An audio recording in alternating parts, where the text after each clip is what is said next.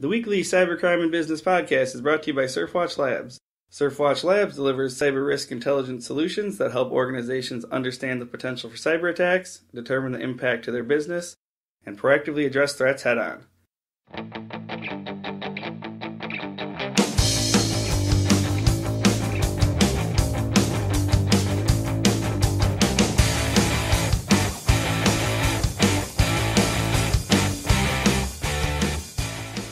Hello everyone out there. Today is March 6, 2015. I am Jeff Peters, the editor of HackSurfer. I'm here with Matt Lightfuss, HackSurfer writer, and Eric Severson. He's a SurfWatch Labs data analyst.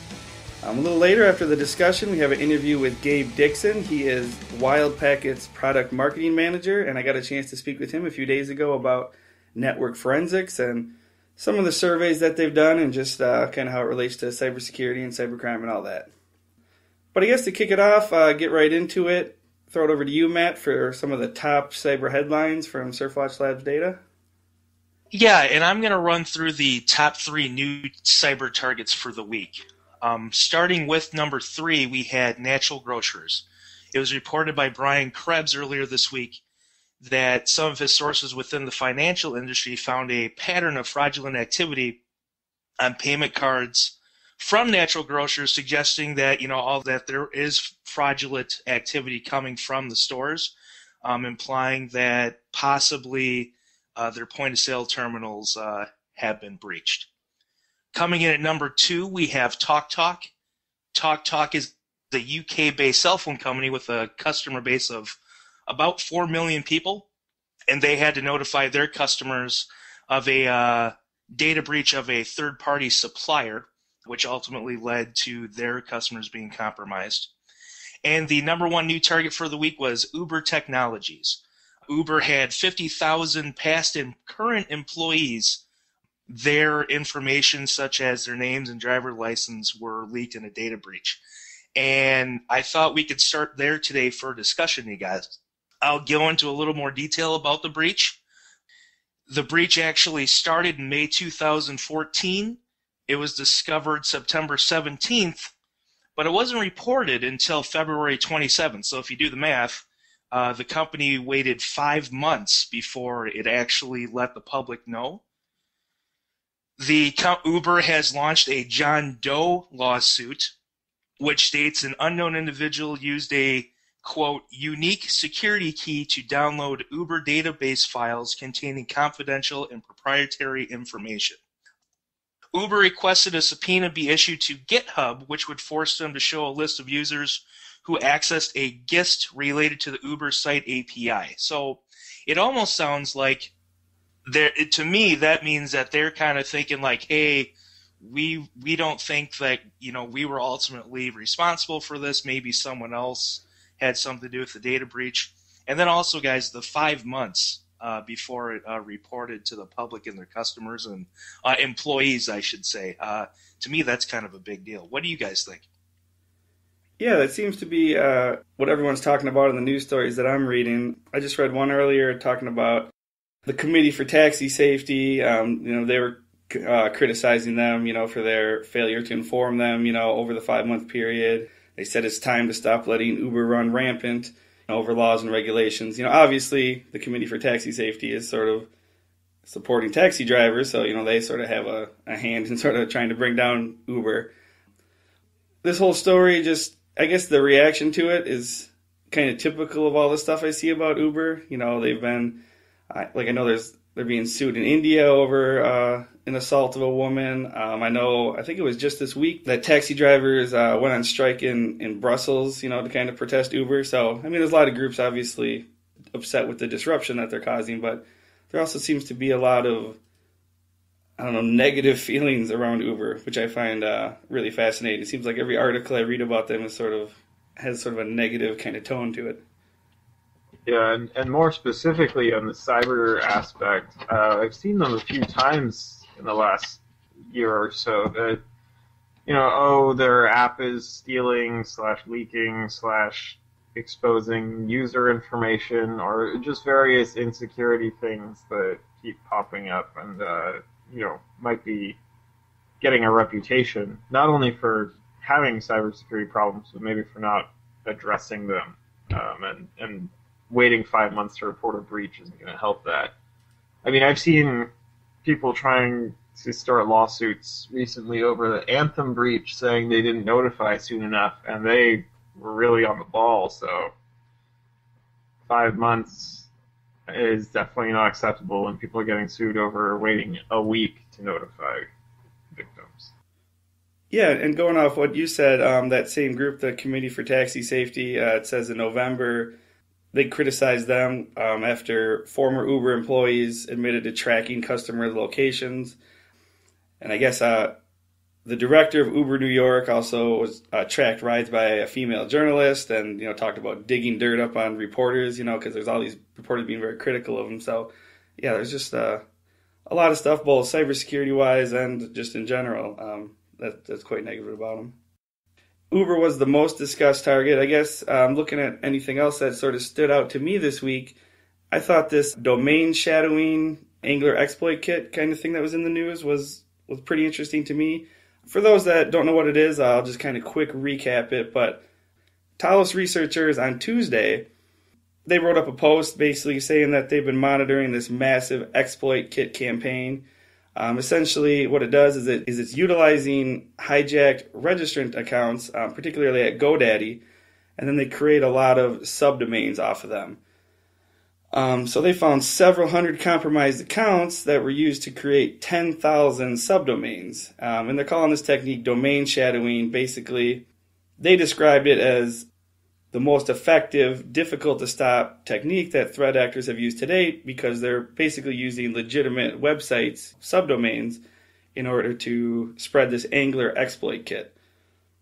So I guess, kind of summarizing it all, they're basically saying that this Angler exploit kit is the winner in terms of who's going to replace the Blackhole Exploit Kit that kind of went away when Punch got arrested in late 2013. And kind of the theme I got from that is they just said there's, utilizing, 0 days and advanced evasion techniques is kind of now being packaged into this next evolution of productized industrial hacking. Is what they describe it as. They said this illustrates how products like Angler have raised the bar for the effectiveness of user-driven exploit frameworks, putting it in the same arena as the advanced threat market. So there's kind of a lot going on there, but I thought that was one of the more interesting stories this week. And Eric, I believe you wrote up an alert for SurfWatch Labs customers on it. So I don't know if you have any thoughts. Yeah, I think as you alluded to, one of the most significant things about this is that these sites, these shadow sites that are being created, are on legitimate domains. The potential there for phishing and socially engineering the victims there is pretty immense, and it's well done. Like the Cisco or Talos researchers said, logging into your domain registrar and checking the list of subdomains there is not like a common everyday activity. So these things can persist and proliferate quite easily.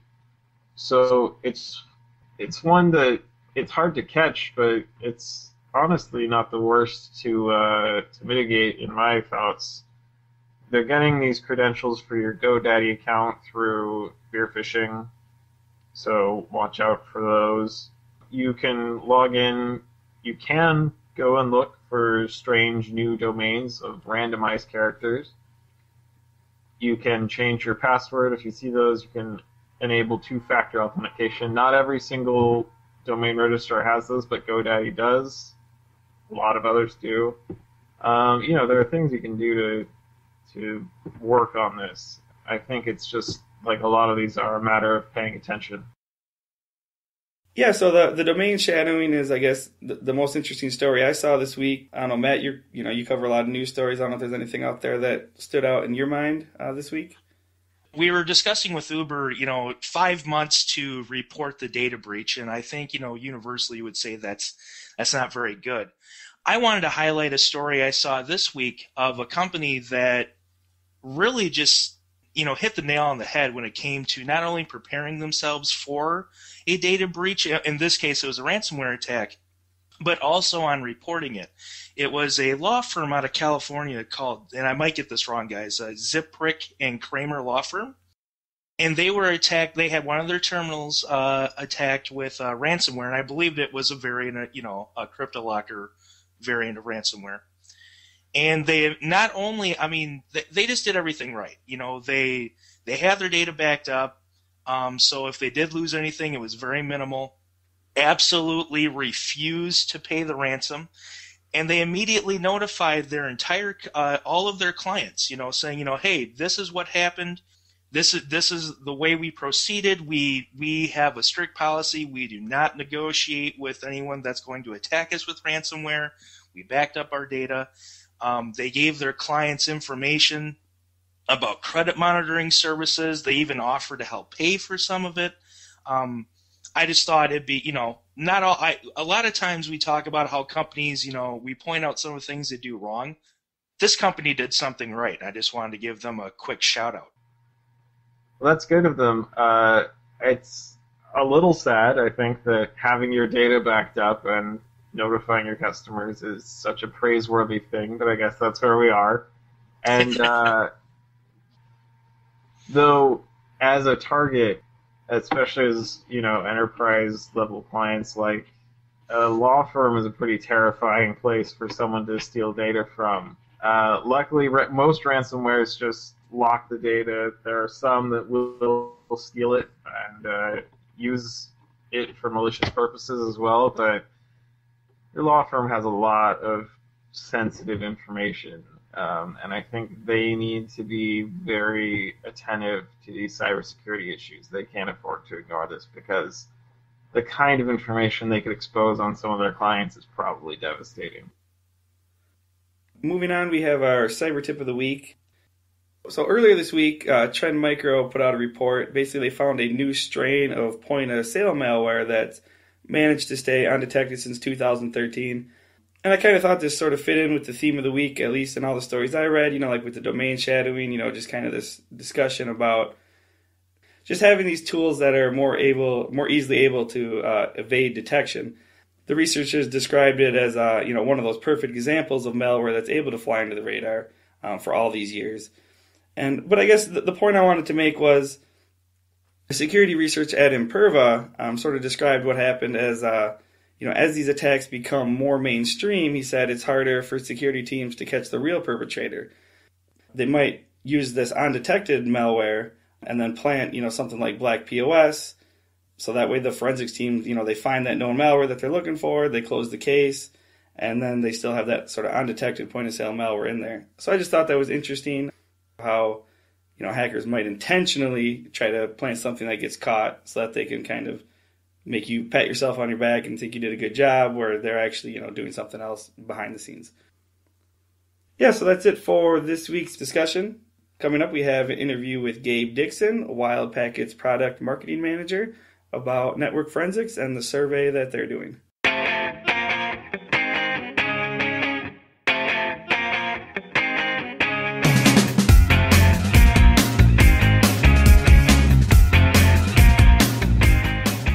To get started, Gabe, could you just maybe give us a brief explanation of what network forensics is, for, say, like a CEO or business owner who's listening and, they hear all these different terms having to do with security? You maybe explain it a little bit? Sure. You hear a lot about network forensics, especially these days with security breaches and general network management. But the industry de facto definition of network forensics is the collection, storage, and analysis of all network traffic, and it provides a complete record of all network activity, and it also provides search capability to find critical information. And from a security perspective, what does that mean? It means you're able to more quickly characterize and remediate a potential breach. So it brings the identification time down when there is a security issue in your network.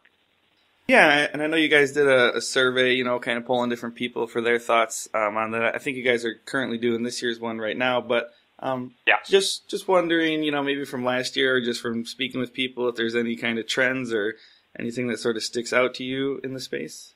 Yeah, well, last year, about a year ago, this month, February 2014, we conducted a survey of 250 network engineers and IT professionals around what network forensics means to them and how it helps them.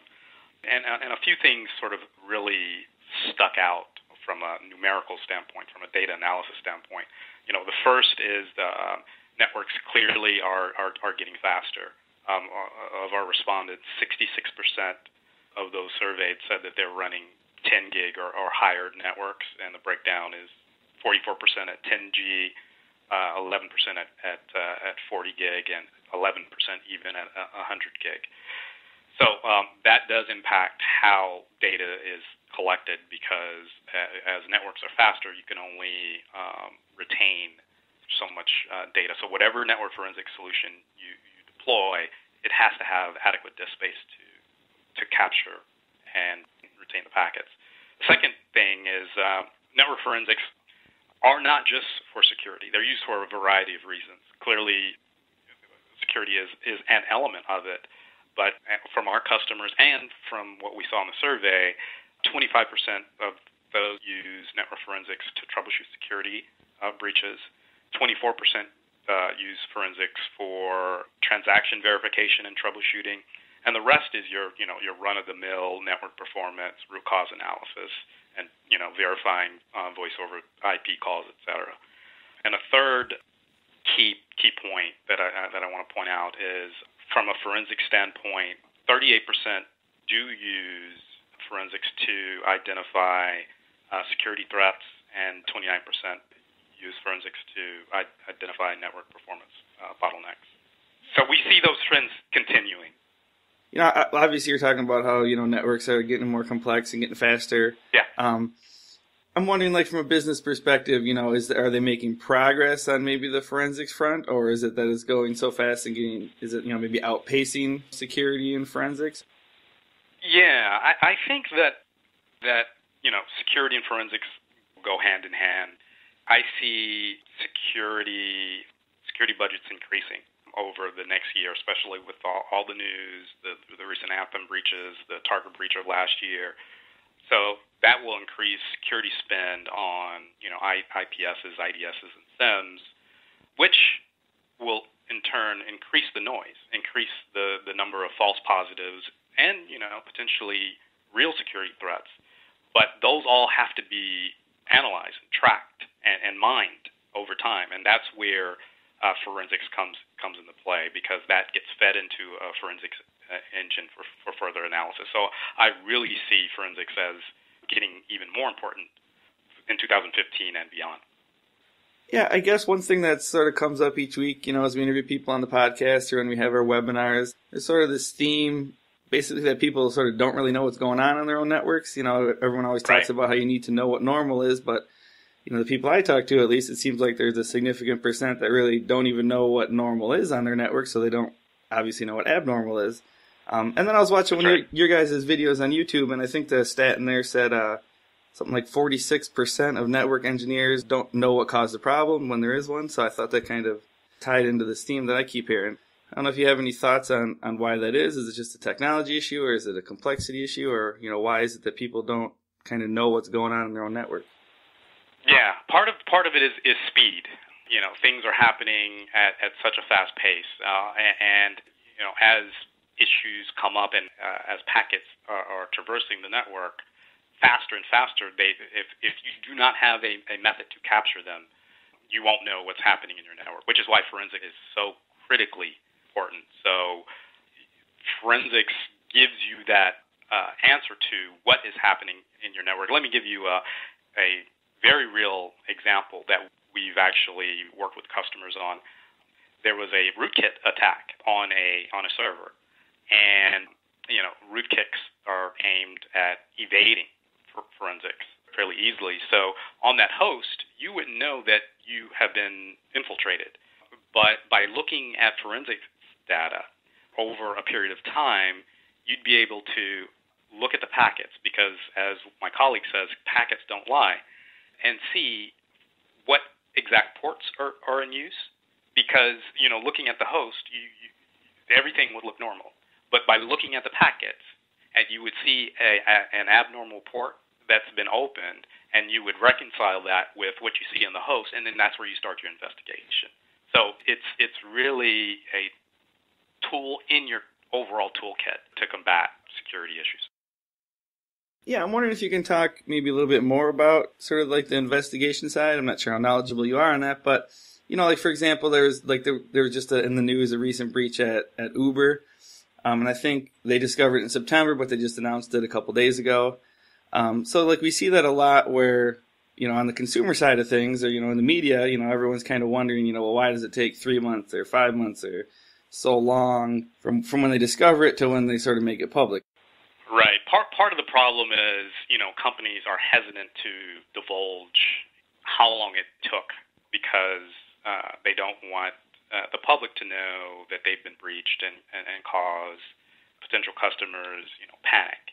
But I think that tide is changing over time because security staffs have to be more open in order to, solicit, subject matter experts, even if it's outside of their organization, to find the problem. Because it is very typical. FireEye did a study last year that said that the average time to identify a problem after, there's been an infiltration is around over 200 days.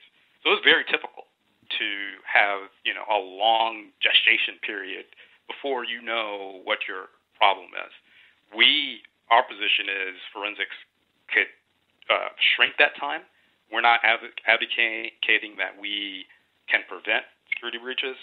That's really not our core competency. But once a breach is known, we can help identify it faster. Kind of switching gears a little bit, I assume, which is an assumption of mine, maybe I'm wrong, but I assume you guys work with a lot of larger enterprises and stuff. So I'm just curious, maybe from say you're a smaller, medium-sized business, obviously you don't have, the resources. I don't know if you have any sort of tips or advice or anything along the topic on, what they can do to kind of help themselves. The small and medium? Yeah, like a smaller organization without all the resources. Yeah. I first, if that small organization has a security arm in IT, they have to get closer with the security folks. And our view is that forensics will be a kind of a natural silo buster, because if there is a hack incident, let's say, the security folks, as part of the investigation, will have to go to the network people to determine what the host is, what the traffic patterns are, etc. So it starts with that, starts with communication, and then it also starts with be very, very smart with your toolkit purchases, and regardless of what vendors tell you what they can do, your forensic solutions have to absolutely be able to capture the disk for multiple days, at least over the weekend, because if you have a hack incident on Friday, you need to be able to roll back from that Monday to see it. So be very, very careful about your purchases, and work closer and more closely with your security folks. And if you happen to be, kind of a 2-in-1, you just need to make sure that you allocate some budget for tools, because speed will continuously outpace your tool set. I'm just wondering if you have any sort of just thoughts in general on, cybercrime and stuff that's happening out there. I think 2015 is kind of an interesting year so far because, we've got, the Anthem stuff that's kind of in the news, and, they're one of the largest insurers. Recently there was the Lenovo stuff that was going on. I don't know if you followed that with the Superfish ad where everyone's been talking about the last week. And they're the largest PC maker. And then we had another story with Gemalto. They're the largest SIM manufacturer, and talking about, U.S. and British spy agencies getting in there. So I just thought it's interesting how there's all these basically huge companies so far this year getting breached. So that's kind of what stands out to me, but I didn't know if there's anything that maybe stood out to you. No, that also is what I noticed as well. My coworker was actually impacted by Anthem, and very likely, because we don't know the details of the security, we know that names were leaked, but beyond that, we don't know the specifics of what happened. So it's about really, really being vigilant. Security breaches will continue to happen, and then at the same time, you don't want to over-rotate to firewalls and IPSs and IDSs without having supplemental tools to actually, look at the noise, because what can happen is all of those alarms will be triggered, many of them false, and your IT shop will be swamped with false positives. So it's a delicate balance. Yeah, that's pretty much all the questions I have, unless there's anything else you wanted to touch on network forensics or anything before we leave. The only thing is, and you touched on a little bit earlier about the 2015 survey, and I just wanted to give a little plug on we are actively surveying those who use network forensics currently. So on our website, on www.wildpackets.com, on the main website, you could put in your responses there and possibly win a $100 gift card and help shape network forensics for the future. And because that feedback comes back to us and it comes back to engineering and helps us design our solutions. Yeah, I'm curious if you have any sort of expected outcomes or predictions for what's going to happen, or if you don't want to go into that and go down that road. Well, some general ones, because the data's still early. But I really do, because we ask very similar questions, especially around speed, and we think that we know from other data points that 40 and 100 gig is gaining even more traction, and as a result of that, you'll need even more forensic tools. Not just ours. I mean, we'd love you to buy WildPackets, but there are other solutions out there. So I think that our numbers were 66% last year. We think that that'll be even higher, for 10G or higher. And I really think that the continued use of forensic solutions will bring network and security team a lot closer. So that's about all I want to venture into, predicting, but we'll have the data available. The survey closes in about 2 weeks, so look for the full report in late March, early April. And that's it for this week's Cybercrime and Business Podcast. Big thanks to everyone out there who listens each week, and as always, subscribe to us on iTunes, YouTube, or wherever else you listen, and check out HackSurfer.com and SurfWatchLabs.com for more information.